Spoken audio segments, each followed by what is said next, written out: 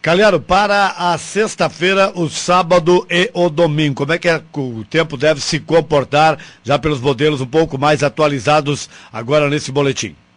Então, deve ter a sexta-feira de tempo bastante firme, muito sol, amanhece friozinho, talvez aí na faixa de uns 6 graus pela região. Sábado também deve ser um dia de tempo bastante firme, né? Muito sol durante o dia, amanhece frio, 5, 6 graus aí no sul do estado, no amanhecer, né? E o domingo também tem previsão de tempo firme, só que deve ser um pouco mais quente. O vento já vai virar para nordeste, desculpa, o vento vira para nordeste no domingo, então já fica um pouco mais quente. Sim. Mas é um tempo ainda firme. Esse final de semana deve ter um tempo bastante estável aí em todo o sul do Brasil. Uhum. Muito bem. Você tem uma média de quanto caiu de chuva já para o ouvinte do nosso Café com Notícias?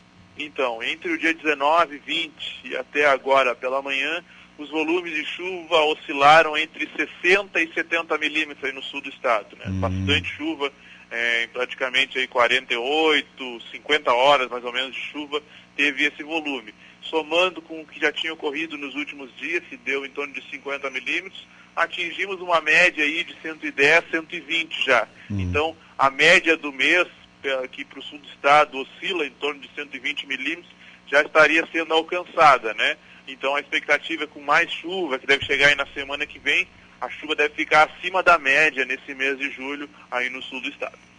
Pouquinho então acima daquilo que era o previsto então, né?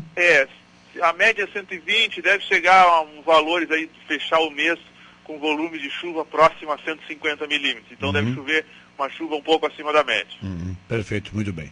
Galera, só para a gente ter uma expectativa, como é que deve se comportar o mês de agosto aí, pelas previsões que vocês realizam?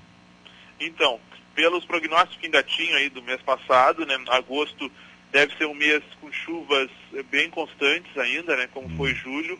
Deve ser com chuvas na média, ou talvez até um pouco acima. A média de agosto é parecida com julho, em torno aí de 120 milímetros ao longo do mês. Então é um mês que deve ser parecido com julho. Entradas de massa de ar frio, frentes frias passando, trazendo chuva, né? Amanhã nós vamos ter a reunião climática, que acontece todo mês. Então poderíamos trazer mais detalhes, principalmente a previsão de amanhã à tarde, pode trazer mais detalhes de como é que deve ser o mês de agosto.